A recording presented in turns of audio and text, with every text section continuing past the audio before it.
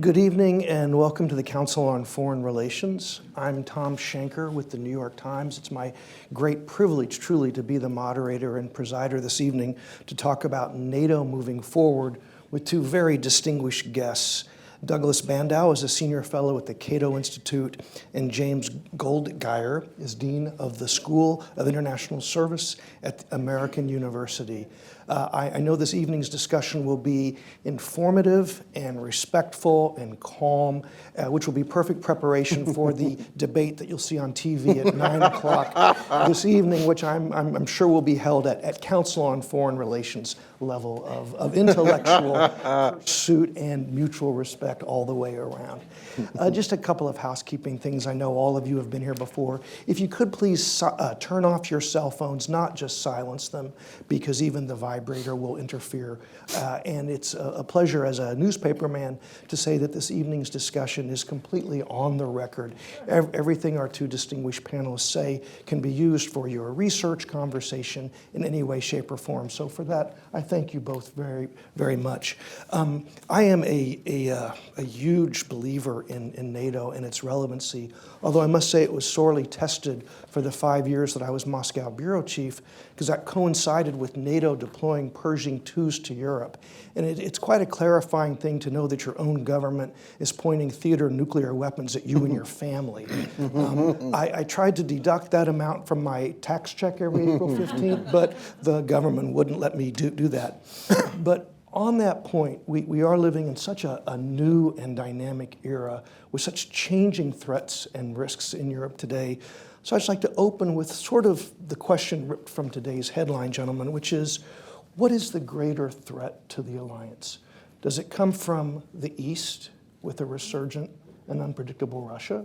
Or does it come from the South with this heartbreaking migrant flow that is really challenging security all across the continent?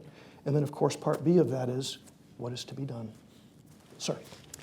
Well, thanks for moderating. Thanks, everybody, for being here, and I appreciate the invitation from the Council. I mean, these are both significant threats. I would say, in terms of, since you posed it as greater threat to the alliance, I would say that the threat from Russia is the greater threat to the alliance. But in terms of the threat to Europe, I think the real threat to Europe right now is the migrant crisis. I mean, this is on top of the other things that have been taking place within Europe in recent years and the different pressures, the Greek crisis, the potential for Britain to leave the European Union. Europe is really at a crossroads. But the alliance, as NATO, is tested by what the Russians have done in Ukraine and the continued pressure that puts on Eastern members like Estonia and Poland and others.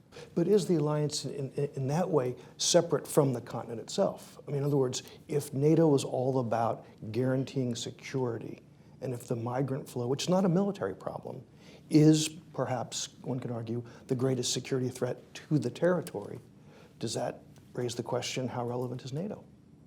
Well, I think that is an important question with respect to the whole array of threats that the United States and Europe faces. Which of these is NATO able to deal with? Which of these are other institutions perhaps better able to deal with? What's the role of the European Union? But the reason why I say the threat to Russia from Russia is so significant is that the core of NATO is Article 5, this notion that, you know, if you're in the alliance and you're under threat, your fellow NATO members are going to come to your defense. And I think that while the Russian actions in Ukraine were taken against a country that's not a NATO member, they did call into question, would the alliance, as an alliance, be there if Estonia was threatened in a similar way? And I think that is a really significant question, and I think that there are differences across Europe as well as within North America about the extent to which the alliance would really be there for these countries, and that goes to the heart of what an alliance is. Mm-hmm. Doug? I think I'd be very careful about kind of expanding the definition of security. I think there's an element of human security, I suppose, and political unity within the EU that doesn't strike me as being a NATO issue.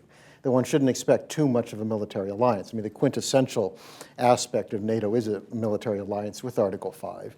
So I think that if you're looking at the challenge to Europe, I I think both politically and economically, the migrant crisis today is an extraordinary one, where Germany is closing the border with Austria, Hungary is bringing out water cannons. I mean, what you're seeing, a continent that supposedly has a continent-wide policy is finding itself completely, kind of disintegrating in that unity without knowing where to go and how to handle this. I think that's very significant, especially in the context of the populist challenge. I think this is going to worsen that, whether it's Marine Le Pen or, any number of these people across Europe. There's a lot going on. It strikes me that really is not a NATO thing. The security and the stability of European governments matters to NATO, but I don't see NATO as being a very good vehicle to look at trying to handle issues such as the migrants. In terms of the alliance, I think that Russia does to some degree threaten alliance unity. I do think it's a bounded threat. Putin's a nasty character, no doubt, but I don't see much evidence he's interested in ruling non-Russians. I don't perceive him as trying to have a blitzkrieg. This is a man, after 15 years in power, has managed to acquire in one form or another, one could argue, Crimea, part of the Donbass, and maybe Abkhazia and South Ossetia, if you want to call those Russian. This is not Adolf Hitler. This is not someone who's had a great success. So I think that it's a bounded threat. It's clearly a challenge, and especially for the Eastern countries. They are far more nervous. The reality is the Germans spend 1.2% of GDP on the military. They aren't worried, and they're not interested in putting troops in the Baltic states. There's a very different vision within NATO in terms of what the Russian threat as it is. Mm-hmm. But just because I think the argument can be made that the migrant crisis is greatly destabilizing to the continent, even though not a military question, I don't want to embarrass General Ham, who's in the audience, but having embedded so often with the military, one thing I learned is that if the problem is too big, you have to divide it tactical, operational, and strategic. And what you see on the ground is a tactical problem of hundreds of thousands of migrants who are leaving these countries. The only strategic problem is not in Hungary or in Germany. It's reaching back to the place of origin and trying to stabilize and bring jobs and education and hope and stability. So is there any NATO role outside of area in Syria, in Iraq, in Afghanistan, in Libya to try to prevent the source problem of the migrant crisis? Well, my reaction is that what we found is that intervention has been far more destructive than stabilizing. It's the American intervention in Iraq that's given us everything. It wrecked that society. It gave us sectarian war. It gave us an al-Qaeda that transformed into ISIS. It wrecked the Christian community. Many of those people have ended up in Syria. It gave us a sectarian government under Maliki that had no interest in reconciliation. Libya, much the same. Another country wrecked, two governments, terrorists, weapons out. So the idea of how you fix Syria, I would love to fix Syria, but I have no idea how. And I think our record is not very good for trying to go in and fix places through military intervention. The Middle East, we have tended to create more problems than not. Clearly, if Syria was stabilized, we wouldn't have the migrant crisis. But this is going to be a problem. Even when the fighting stops, this will be a problem because that society has been utterly wrecked. When you think about the economic opportunities, social opportunities, the hatreds that will live on, there will be people who will want to escape even when the fighting is over. So I think looking to NATO to solve that problem, it's hard enough for the United States. The interest, I think, in Europe for military intervention in Syria is very low. But you do agree that the solution to the migrant crisis is not housing and visas, Yes. It's in the source Yes. country. Yeah. Right, Jim? Yeah, right. So then the question really is about, do you believe that intervention could be effective or not? NATO's only relevant if the member countries, and especially the United States, feels that a military intervention would assist with the problem. And of course, we do have an intervention of sorts in Iraq. We have had a coalition engaging in airstrikes in Iraq and some activity in Syria, although very limited. But it has not been, certainly the United States has not pushed to utilize NATO in that way. And I think the big question, the first big question is, do you intervene or do you not intervene? And then if you decide that you're going to intervene, do you decide that you want to use this alliance, or are you going to do, as we've been doing more recently, some kind of coalition of the willing, Right. which provides you with some greater flexibility and may enable you to have some different partners. It does lose what NATO does provide, which is an institution that has an infrastructure and it has the joint exercises and the planning and the North Atlantic Council, political body, really has an infrastructure to carry out coalition activity. And we have chosen, certainly since Libya, we've chosen not to go that route. Doug, you mentioned German spending on the military, which even as Europe's most powerful economy, is not even hitting the NATO target. I covered that wonderful Gates speech, his valedictory speech in June 2011. I remember hearing it and getting on the phone to the foreign desk saying, better save me 2 columns on page 1, this is big. How would you assess NATO's response in the 4 years since the Gates speech to meet his challenges of having military spending fit the new reality of the day? And since they haven't, what should the alliance be doing about that? Well, I think it's a pitiful response. I mean, the projected numbers I think that NATO itself put out, I think Greece comes in at 2.4%, in large part because its economy has shrunk by a quarter. So you can spend less money and you actually appear to be putting more military effort in. And of course, much of Greece's effort is directed at the Turks, not at anyone outside. I think Poland is 2.2. The Britain, I think, hit 2, and Estonia hit 2. They're the only ones who hit the benchmark. The French, I think, were 1.8, which isn't quite so bad. I mean, the Germans are 1.2. I think Spain was 0.9. I mean, the Latvians and Lithuanians who are screaming about, the threat of the Russians are at 1.1%. I mean, overall, Europe is, I think, about 1.5%. The U.S. is 3.6%. And every year there is a call for more spending. Now, the Brits and the French had planned on freezing or reducing and actually have stabilized. I think both of them felt a little embarrassed at falling below. But I don't think this is going to change. I mean, Scott Walker gave a speech in which he said, I'm going to go over there and use my influence and get the Europeans to spend more. Well, okay, we've been trying that for 50 years and it doesn't work. And the reality is, why should the Europeans do so? I mean, most European countries, other than those on the Far East, are look and say, we don't face serious military threats.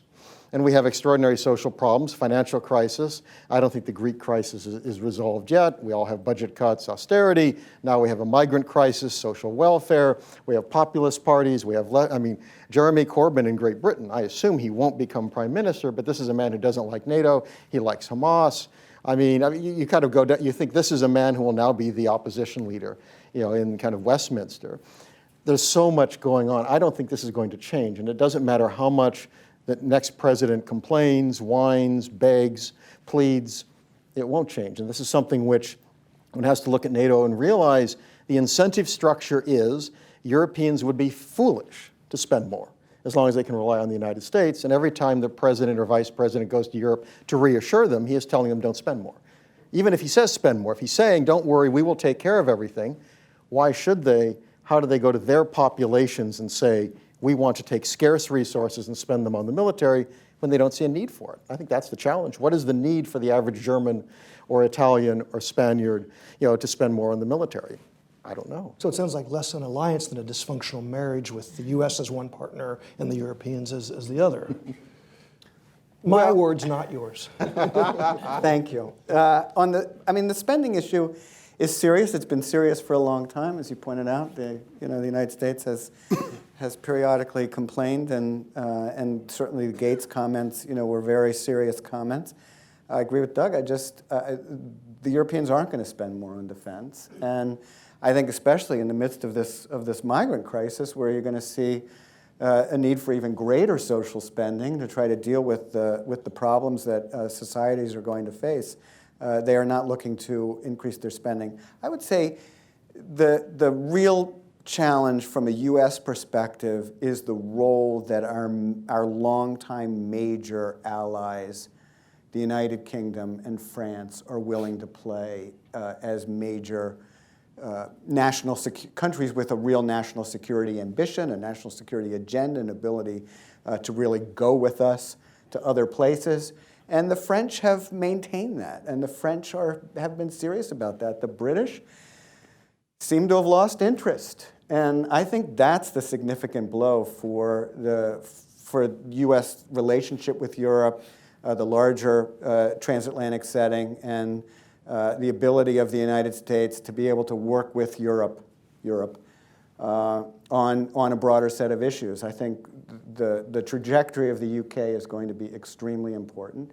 And of course, Germany is there as the major economic power on the continent. There's been talk over the last year and a half of Germany doing more in the national security sphere, but it's not something that that Germany, that there's a lot of popular support for, political support for, and I think the Chancellor Merkel gets enormous credit for the way in which she has responded over the last year and a half to the crisis in Ukraine, but that doesn't translate into more German military capacity. Right. So it sounds like you're saying that this American argument for more defense spending is just screaming into the tornado, and while we do it, it doesn't matter. And I guess I also wanted to get your sense of whether that also applies to coalition warfare with NATO. I spent, several months every year embedded in Afghanistan with ISAF forces, and the Americans used to joke that ISAF stands for I Saw America Fight.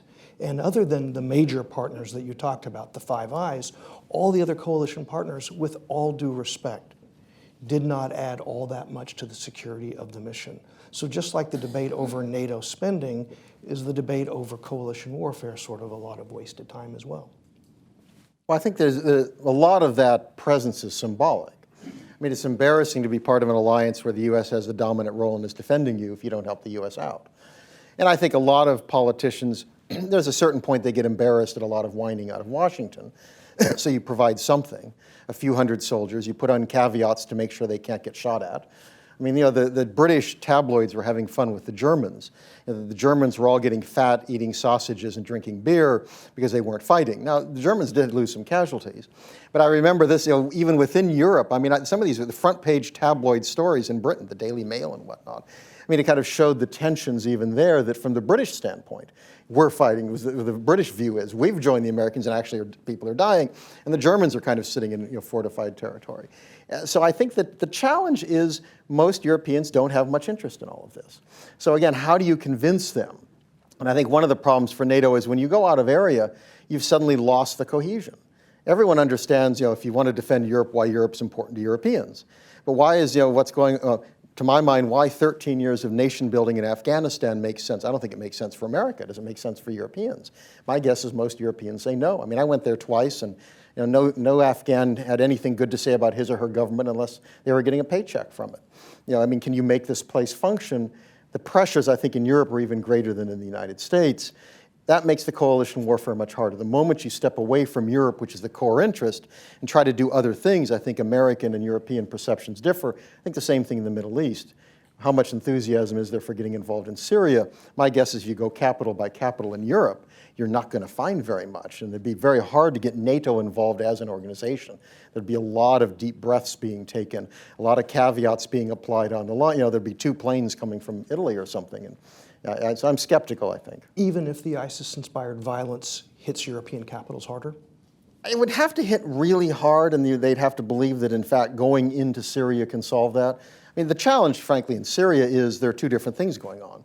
It's what do you do about Assad, and what do you do about ISIS? And there's a tension there that's very hard to work out, because the strongest military at the moment fighting ISIS happens to be the Assad army.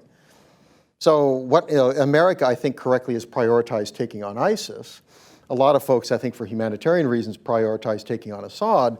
And I think in Europe, there's a bit of that as well. So that, I think, is a tension that's very hard to work out. But it's also, the investment that it takes to really have a serious capacity is a long-term phenomenon.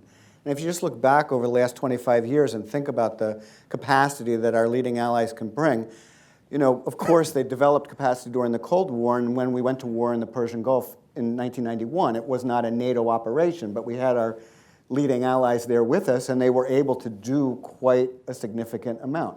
By 1999, when we did the NATO operation in Kosovo, they were able to do much less because they had invested much less in the 1990s. We saw in 2011, the operation in Libya, this notion of the British and French in the lead, and the United States, the Obama administration worked very hard to present this notion that they were in the lead, but there were certain things they couldn't do and that they required the United States to be there to assist them.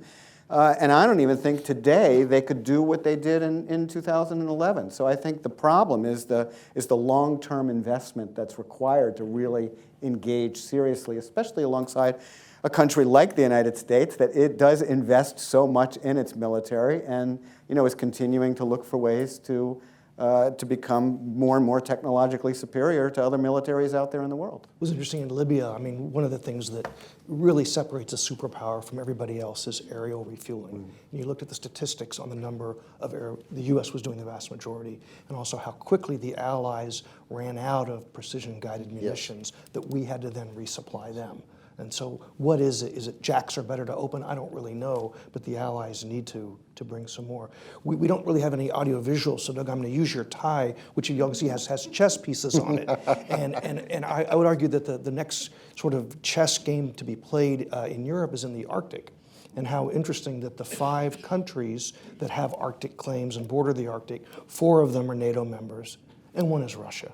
So what challenge does that pose to NATO as the Arctic becomes not just a chess game, but for natural resources and security, and natural resource security as well?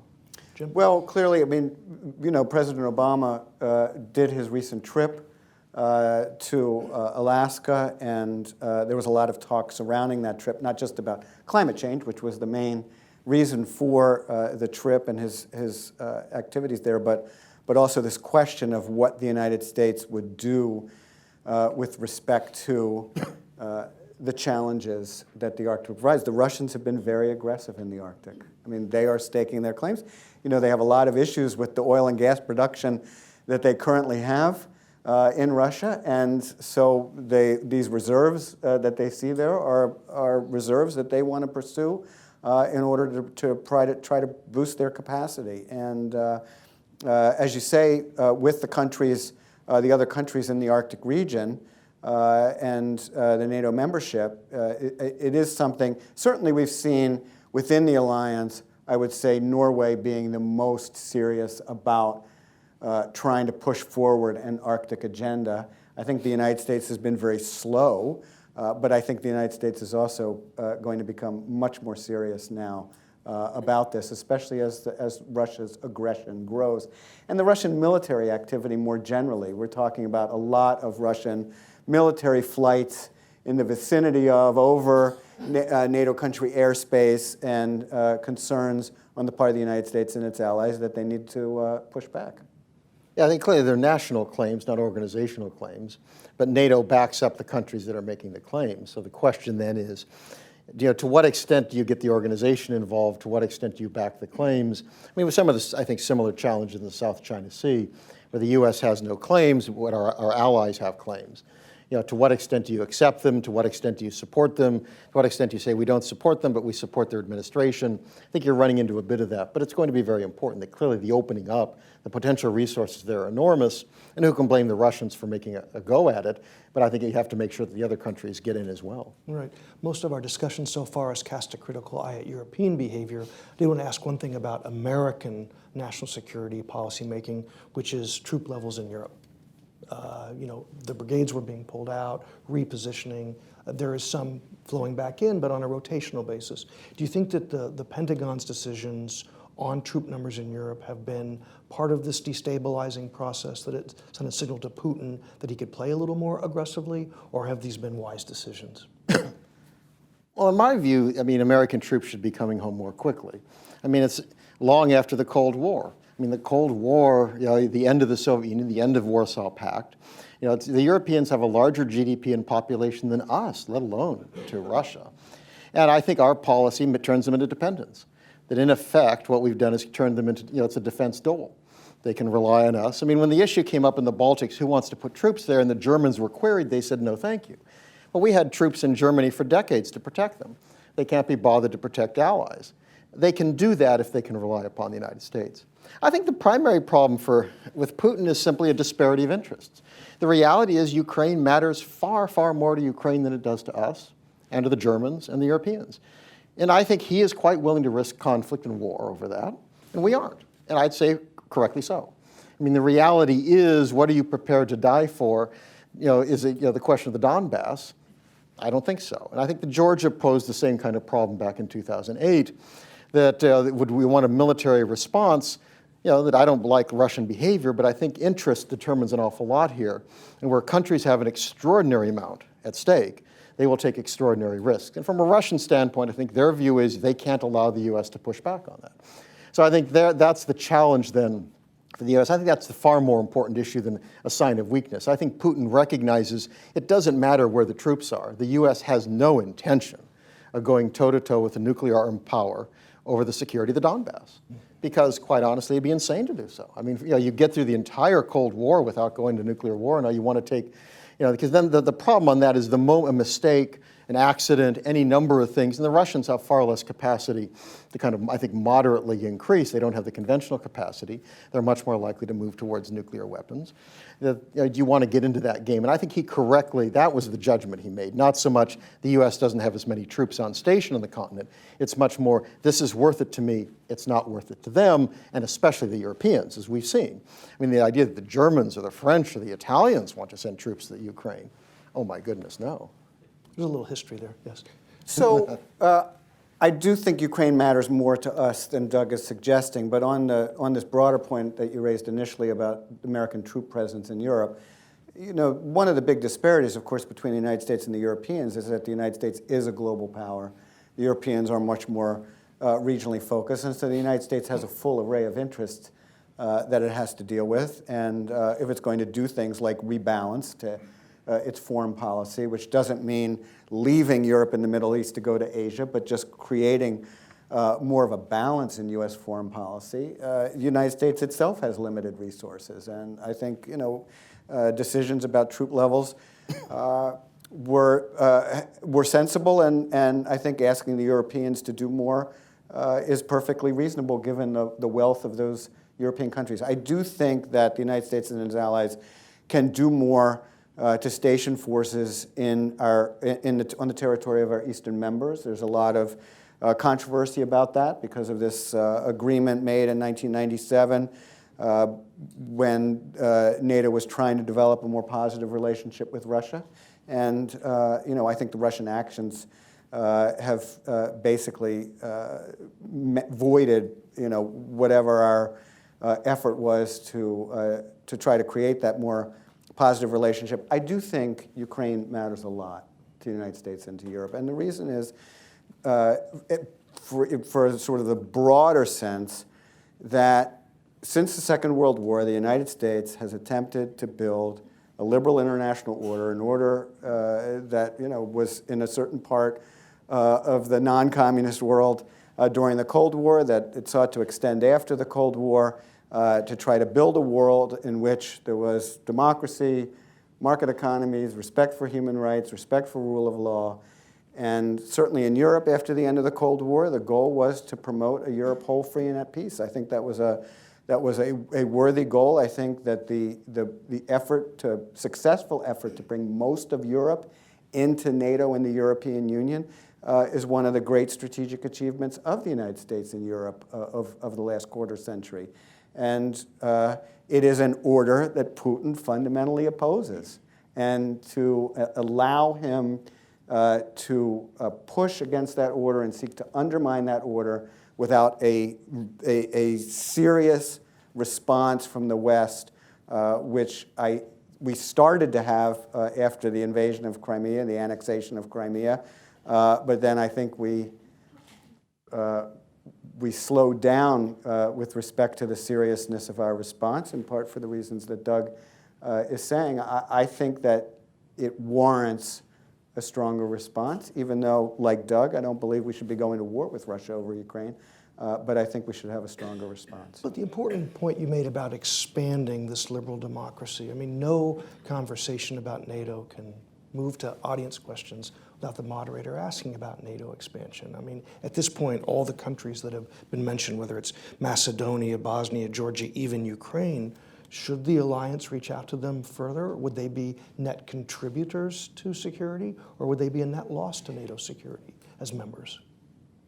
Well, I think the most important point is that NATO should maintain its open door policy. It's there in the 1949 treaty that if you can meet the criteria, contribute to alliance security, and you're a European country, you should have the opportunity to pursue NATO membership. And I think it's important that NATO maintain that open door policy and that countries have the ability, even if they can't do so right away. Nobody, even the strongest proponents of NATO enlargement, don't believe that Ukraine and Georgia are going to become NATO members anytime soon. But I think shutting the door is a huge mistake. Right now, the country in queue is Montenegro.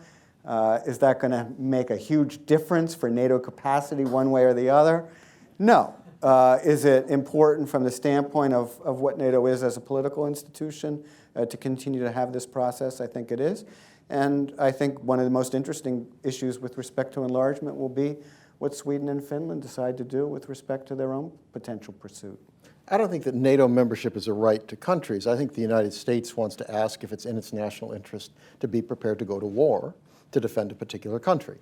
And it strikes me what we managed to do, I think, with NATO expansion was, the kind of the vision was there's no threat of war now. It became kind of a social club. Isn't it wonderful that everybody in? I mean, the notion that we gain security because we let in Montenegro, I mean, Marco Rubio in his foreign policy speech actually made an emphasis. We need expansion in Montenegro. I mean, this is a presidential initiative. We must have Montenegro in NATO. I mean, for what? Why do we want Macedonia, or for the Greeks in the audience, Fyrom or Skopje or whoever, whatever name I'm supposed to use? My view is you bring in allies who actually advance your national security. It strikes me that small countries like that don't, and they'll waste a bit of our money because no doubt we'll spend money trying to get their forces up to shape and interoperability, et cetera, et cetera. Won't be a lot of money, but we're bankrupt. I think we should be careful about throwing more money abroad for odd purposes. I don't think Montenegro, bringing it in is a real problem. Clearly, though, Georgia and Ukraine would be disasters. There were security black holes. They bring conflicts with a nuclear armed power. So if something goes wrong, it's not like you bomb Serbia for 78 days and eventually they give in, or you blow up Iraq and the only people who suffer, the 200,000 dead Iraqis and the 500,000 Christians who get pushed out of the country or something. We are at risk very much. And I think we tend to pick allies kind of like Facebook friends, the more the merrier. I think I want allies who advance our security. So I'm not interested in looking around the world getting allies to give away security commitments that don't advance our interests. I want to give security commitments where it actually advances our interests. And I don't think we're doing that. So I think, Montenegro, it's within the sphere where we already are. I think, again, it doesn't matter very much. But I think we've looked at it wrongly in terms of alliance expansion should be because it promotes American security. Every alliance expansion means we're making another commitment for war for countries which really can't do an awful lot to help us. Right. I want you all to go home and either like or unlike Montenegro, and then we'll decide. Before I invite our distinguished audience to ask questions, I do have one final from the chair. And another thing I learned from the military is the importance of contracting out your problems. So yesterday I called my Fletcher classmate, a guy named Stavridis, former Supreme Allied Commander Europe, and I said, Jim, as the former NATO commander, I'm moderating a panel. What do you think is the most important question? And so I would like to read you a question from Admiral Stavridis. Hybrid warfare is the term given to the mix of information operations, cyber attack, insurgent techniques, unmarked soldiers across borders, and propaganda that Putin wielded in Crimea, continues to use in the rest of Ukraine, and threatens to apply in the Baltics. What does NATO need to do in order to prepare best for further hybrid warfare, which will be an attack on the alliance or its interests, but not as obvious as tanks rolling across the border? Good question from my fellow dean, who, by the way, has done a phenomenal job as dean at Fletcher. He's really quite a remarkable individual. I think this gets the point that I was trying to make earlier, which is that I do believe that the Russian actions in Ukraine, simply by putting pressure on countries like Estonia, really put a lot of pressure on the alliance, because the question is, what are the allies willing to do to ensure the security of a country like Estonia? It is, if you're Estonia, you are vulnerable, right? You are dependent on others for your security. And you will always be dependent on others for your security. And the question is, are those others going to be there? And I think that the type of warfare that we're talking about is something that the United States military and the militaries of the Allies and NATO as an organization are going to have to address over time in terms of how do they deal with questions of cyber conflict, how do they deal with a type of warfare where you're not even sure who's participating, under whose auspices, are they really Russian military? Are they independent actors that have ties to the Russian military? I think that's a less important question than are you, as a community, willing to stand together to do everything that you need to do in order to try to ensure the security of a fellow alliance member? And I think that is more of an open question than it should be. I think if you look at the public opinion surveys in Europe, it's not clear how much across Europe countries are willing to support a country like Estonia. And we think of Putin as a big risk taker, but in fact, he has bounded his risks because he has stuck to threatening a non-NATO member. I think if he really pushed and decided that he was going to try to see what the alliance was made of, I think that this would be a real serious challenge to the alliance. Now, clearly, Putin has, I think, effectively leveraged a relatively weak military and weak position by using these kind of unconventional tactics. And how to respond to them is very hard. Because, I mean, there's a certain brilliance to the way kind of working it out. And if you don't have bright lines, it's much harder for countries to decide when to act and when not to act. But I think Jim's got the basic point is, what are the Europeans in particular willing to defend against? A Pew poll that came out earlier this year, 60% of Germans said no thank you about defending other NATO members. I mean, Britain, 49% said yes. In Spain, it was like 48 to 47. Italy was negative. France, I think, was negative. So you have the major powers in Europe. You're finding, either large numbers, large minorities, or pluralities saying we're not interested. And that, and the question was not Ukraine, which isn't even a member of NATO. The question was NATO members. And if you don't have the will to back up your commitment, then you've got a very real problem, because then the moment you're tested, if you don't act on it, then you've lost credibility. You encourage further testing. So I think that's the real challenge. What is Europe willing to do? Is it willing to defend the Baltics? If it is, it's got to decide how to respond if Putin would try some of the same tactics with the kind of the ethnic Russian populations there. Thank you. I now happily invite audience members to join in this discussion. Please wait for the microphone after I call on you and state your name, your affiliation, and if you could keep your questions brief so we can get to as many people as possible. Who has a question this evening? Yes, ma'am. Hi, Hope Harrison, George Washington University. Thanks so much for this panel. Jim, you said that you think we're not standing up enough to Putin and you wish we had a more robust posture. What would be the elements of that in your view? And I'd be interested in Doug's comments as well. So thank you, Hope, for the question. So first you have the response that we did employ, which was the sanctions, right? He went in, we instituted sanctions, and the policy a year ago was that as he escalated, we would continue to escalate our sanctions. He did escalate. We didn't escalate our sanctions. So we didn't follow our own policy. Second, and of course the big controversy is whether or not we should be providing lethal military aid. We have provided training, and I think that's important. But clearly he's not facing sufficient costs to cause him to change his behavior. The argument that President Obama has been making is that to provide that kind of assistance would lead to an escalation of the conflict that would make everybody worse off.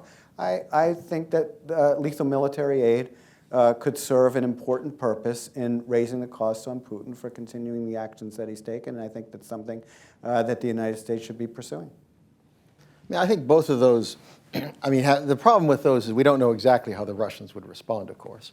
I think the problem on sanctions is I don't see much evidence that he's willing to back down because of economic problems. So far, it appears that his popularity is held. That could be fragile. Nevertheless, I think one of the problems is the more you put sanctions on, the easier it is to blame others. I think that happened in Cuba for many years. The other question is, do you want Weimar Russia? Do you want a potential implosion within Russia? It's not at all clear to me that if Putin falls, liberal Democrats take over. There are an awful lot of much nastier folks there. Now, I'd like to see the guy gone. On the other hand, I think we've seen in a lot of places, you see the rise of ISIS and whatever, kind of what comes next is very important.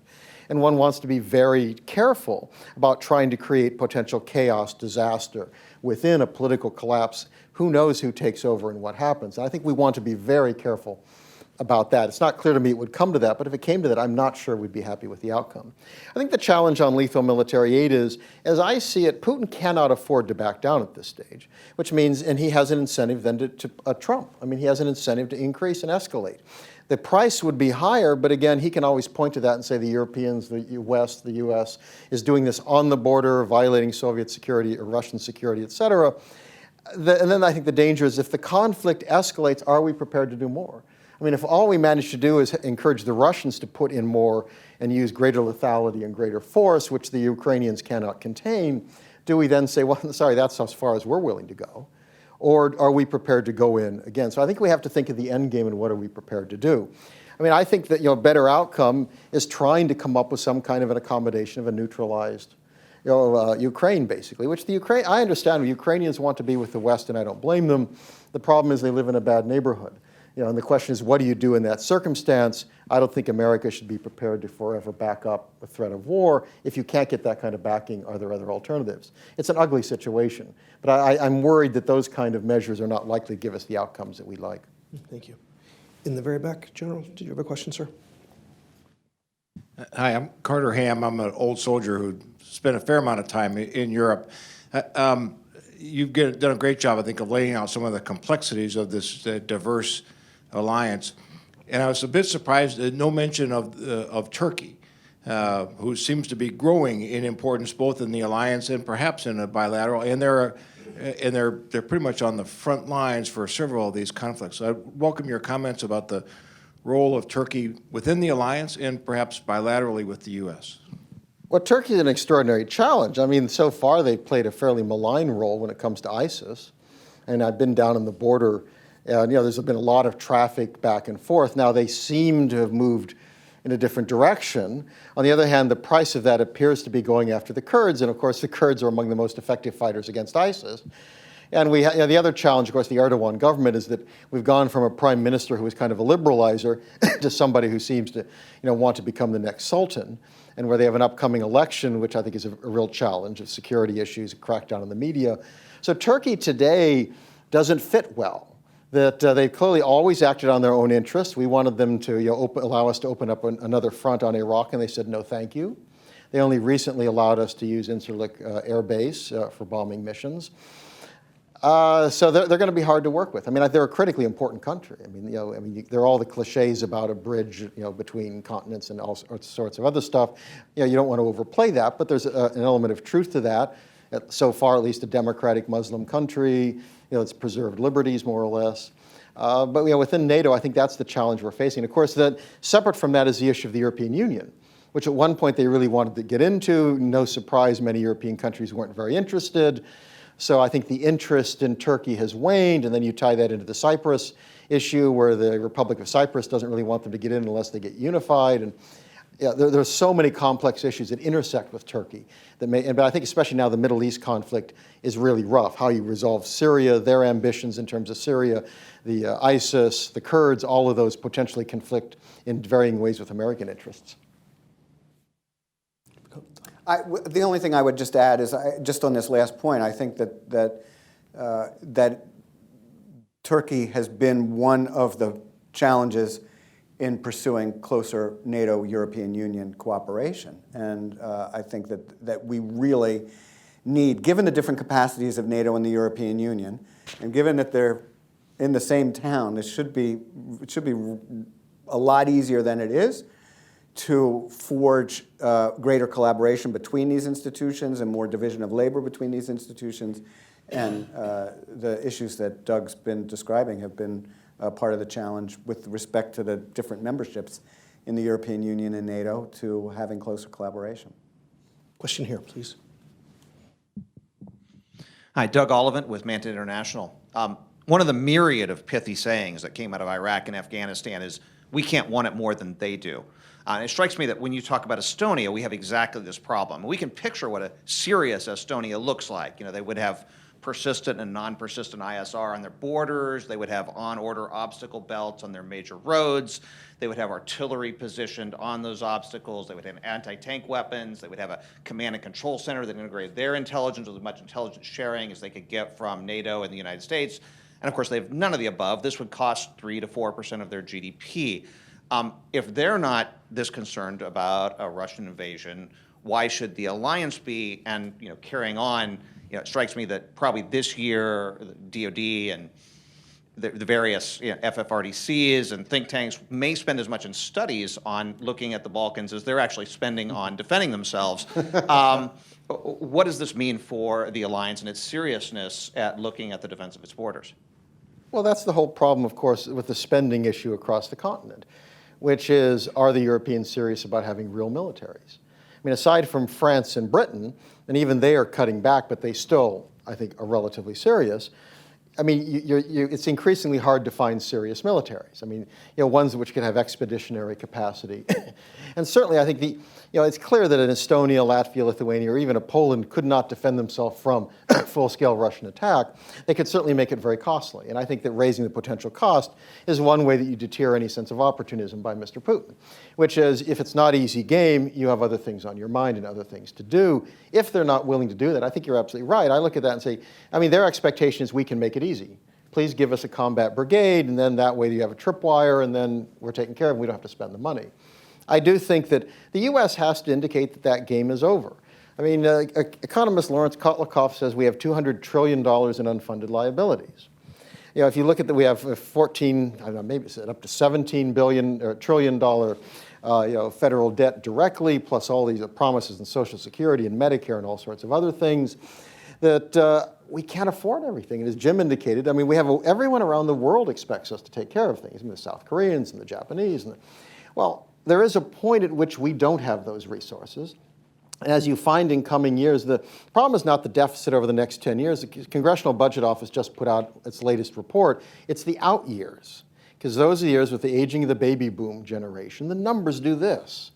I mean, the deficits do this. The debt does this. I mean, some of their scenarios get us up to 175% of GDP of debt, and that's basically Greek levels. So we can't afford a lot of stuff. And I think that's the point where we have to say, tough decisions have to be made.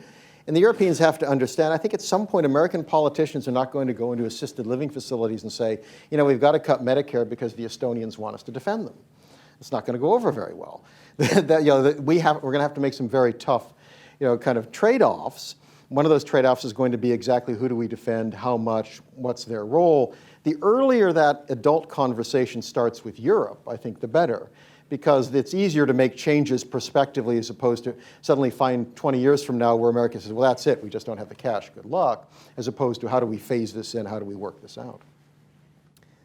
So I think it's important for us to step back for a minute, and I will disagree on this, but I just, as someone who thinks that NATO is an important institution for the United States, for Europe, globally, we've spent a lot of time complaining tonight about NATO, about the Europeans, and it's easy to do. And fun. But it's important to recognize that as many problems as this institution has, there is no other institution out there in the world that can even do what NATO does. And that's why when there have been these crises over the last 15 to 20 years, that's why NATO is the go-to organization. I mean, why should NATO have been asked by the international community to do Libya? Why should NATO have been asked by the international community before that to do counter-piracy off East Africa? I mean, it's asked because there is nobody else to do it. And I think that, the challenge that Estonia poses is that it cuts to the heart of what the alliance is. And to leave a country like Estonia out there hanging, to have this sense that actually the alliance wouldn't be there if Estonia needed it to be there, would be damaging to an institution that I certainly would be loath to see this institution disappear, with all its faults. And as someone who the council had asked me in 2010 to do a special report on the future of NATO, and my first sentence in the report was, if NATO didn't exist today, the United States wouldn't seek to create it. I mean, we wouldn't go about saying what we need is an institution with the United States, Canada, and Europe. I mean, we'd be looking more globally. But it is an institution that we have. There is no other institution like it, and I think we need to be serious about it. Well, I thank our two panelists for describing that conflicting or differing worldview so succinctly, because that really is the crux of the debate tonight. Yes, ma'am, in front, you had a question? Gail Maddox from the U.S. Naval Academy. As Afghanistan started to have some problems, the discussion was very much, do we need NATO?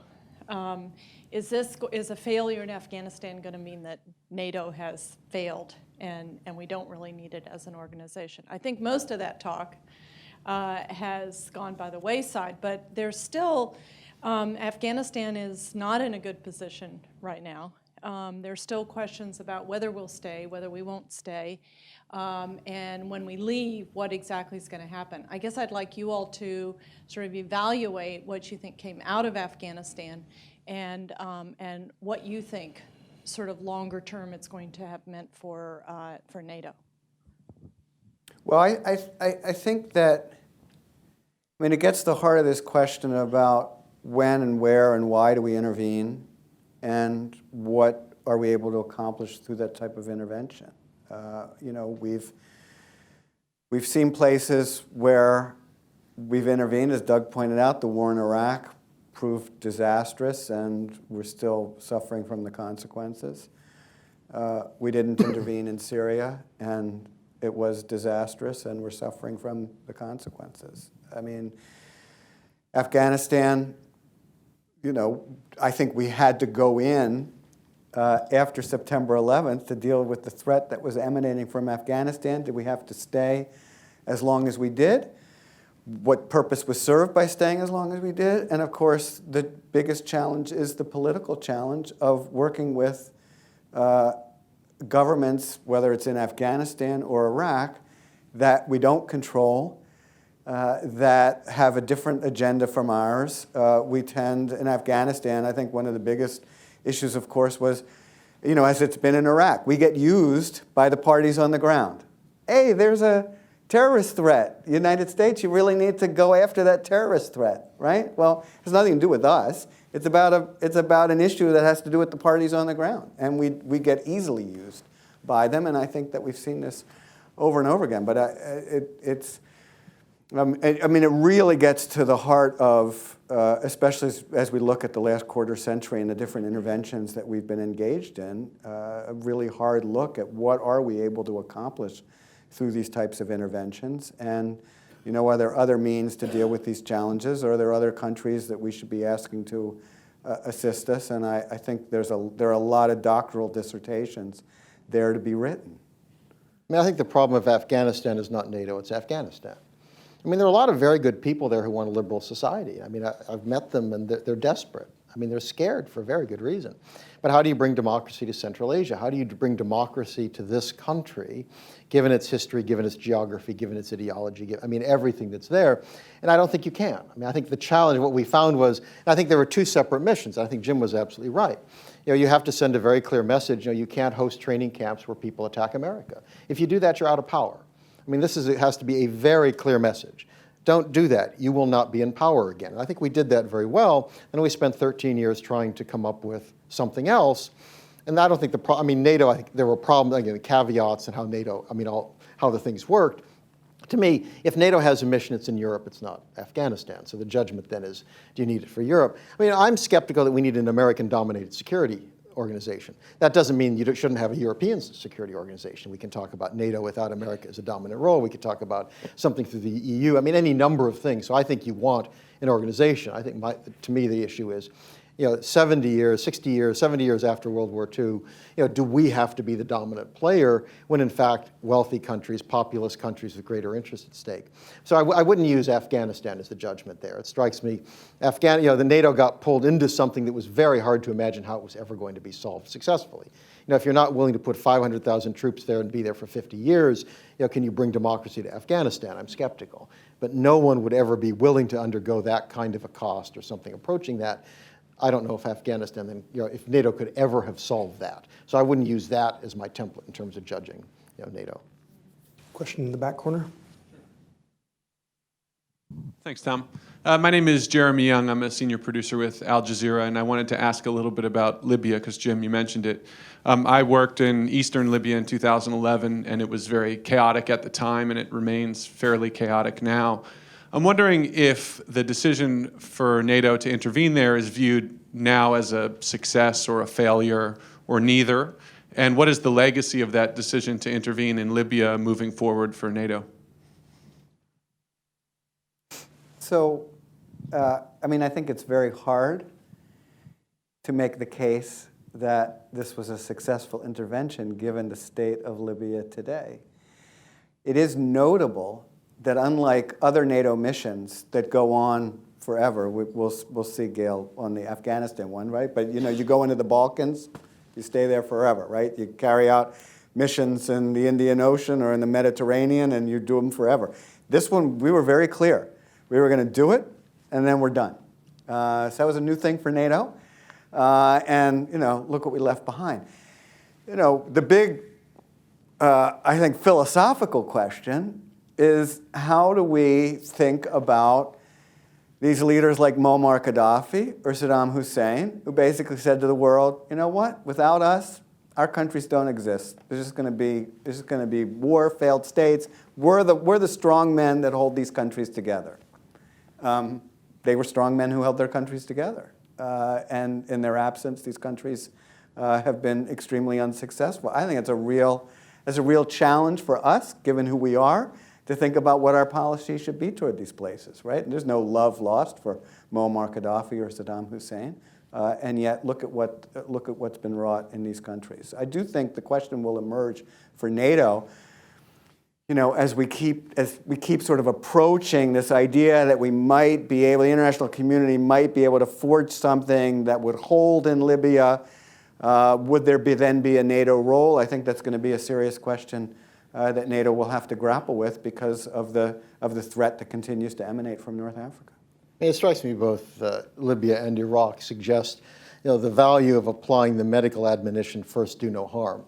That you don't, wandering around the world trying to do good without thinking about what the next step is and what's likely to follow is not very helpful. And what we found clearly is it matters what comes next. I think one of the problems in Libya, in my view at least, the entire episode was utterly dishonest. Gaddafi, he's a nasty guy, but he had not slaughtered any civilians in any city. The famous Benghazi speech was directed at armed insurgents, not civilians. It was said to be humanitarian, but basically I think it was regime change on the cheap. That everybody thought this is a great opportunity to get rid of Gaddafi without actually having to do anything. So, if it was humanitarian, we would have gone in and ended the war. Instead, we provided weapons so it could go on for 5-6 months. The most costly, brutal, bloody kind of conflicts are low-grade, kind of civil wars. There's no precision munitions. You just use artillery, you blow up everything, you kill everybody. So the West kind of went in there, I think, in their dishonest, purpose. And then to kind of, it should all work out. Well, it was, Libya was never a real country anyway. It was kind of two different halves put together. And as many of these other societies, tribal and ethnic and religious, all these sorts of stuff swirling around that without any sense of what the outcome was going to be. Again, you blow a place up and hope that the pieces fall down in a nice pattern. Well, it doesn't seem to work that way. So, and I think that I hope these are lessons to say that, before you go, and that I think is a good reason not to have gone into Syria, which is, and then what? I don't know what, if you displace Assad, what happens? Everybody starts slaughtering Alawites and Christians and Kurds. Do you have to go in to defend them? And the answer, well, if we'd only gone in soon enough, well, maybe. But Marco Rubio is saying we should have gone into Libya sooner. Well, okay, would that have worked? Well, I hear on Iraq, well, if we just had more troops, I get that all the time. Well, I just don't believe it. And part of the problem, I think, is that foreign policy advocates like that come up with remedies that American people will never support. That is, we need more, right? Another conflict, go in heavier, stay longer. Well, the reality is the American people won't support it. There's a fairly limited time frame they're willing to support missions they don't perceive as being vital national interest. And if the problem is your solutions, even if in theory they would work, will never be supported by the American people, they aren't solutions. and then you get these kind of half-assed, go in a little bit, do a little bit, and kind of hope it works out, and we're seeing the cost from that. We have time for one final question. Before I call on the gentleman in the corner there, I want to remind everyone that this has been on the record this evening. I want to thank each of you for coming and adding to the conversation. Our two distinguished panelists, great discussion, and most of all to the council for allowing us to be in your house tonight for this conversation. Please. Thank you. Make it a doozy. I'm Varun Sivaram. I'm the Renewable Energy Fellow here at the Council. Doug, you brought up the Arctic, and you seem kind of dismissive of NATO's role there. But it seems to me that for at least a couple of reasons, there's a concerning difference from other theaters. There's a capability asymmetry. Russia has more icebreaker vessels than all the member states of NATO combined. And the United States is not compensating for underinvestment on the part of European allies. So as this scramble for resources happens in the Arctic, couldn't that be a core area of focus for NATO?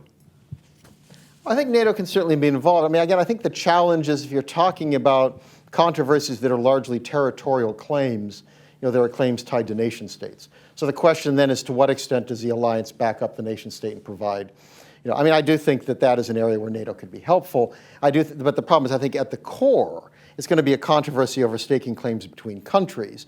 And that does get you into the challenge of at what point do you say whatever our allies say is fine over sometimes contested claims? To what extent do you try to say we're simply backing up their right to make the claims? I mean, I think it does get you into issues that are a little more complex, since it's not NATO per se that's staking the claim. It's an allied nation, and the question of backing up that nation. Certainly, I think you could probably put resources at the disposal of a NATO member to allow them to assert claims, but you have to be some careful in that. I mean, again, I point to the South China Sea.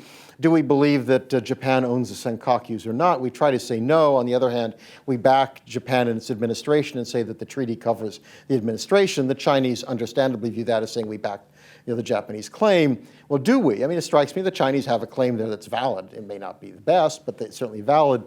We have to be careful on that. I do think you get into some potential problems that way. Thank you all. Have a nice evening, and we'll see you next time. Thank you, Tom.